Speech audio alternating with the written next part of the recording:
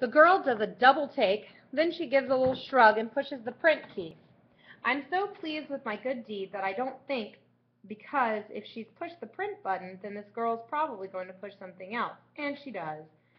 The girl pushes her chair back, and one of the black plastic wheel rides right onto the big toe on my left foot. I can't help it. I yell, ah, and push the chair forward. The girl gives a sharp squeal and shoots her chair backward again. Harder. It almost clips me a second time. But I limp over and stand near the wall, not too close, because I don't want my shape to show up as a blank space like my hand did on my desk this morning.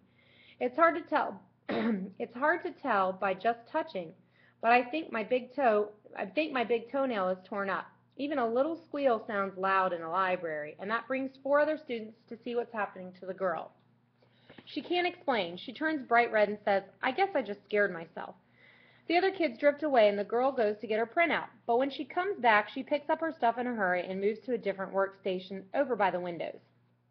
I feel my hands shaking and my breathing is ragged. What if I had a real injury instead of a stubbed toe? Something serious, like if I had broken a leg and I'm in a heap in the stairwell and I'm losing consciousness? What then? And I don't know the answer to that.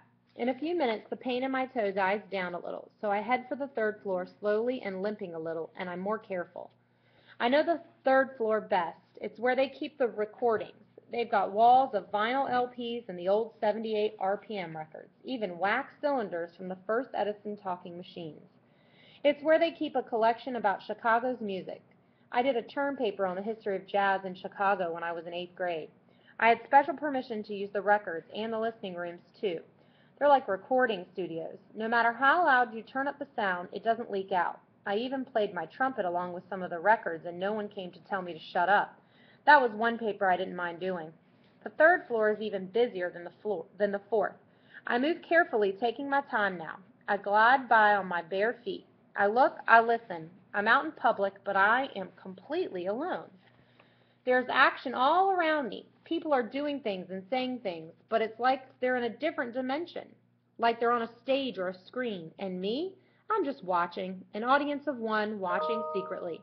I can't talk or sneeze or clear my throat. I can't pick up a newspaper or turn the pages of a book or switch on a CD player. It's like I'm a gnat, flying around on my own, and no one notices me. No one could care less. But if the gnat decides to fly into someone's ear, that can be dangerous.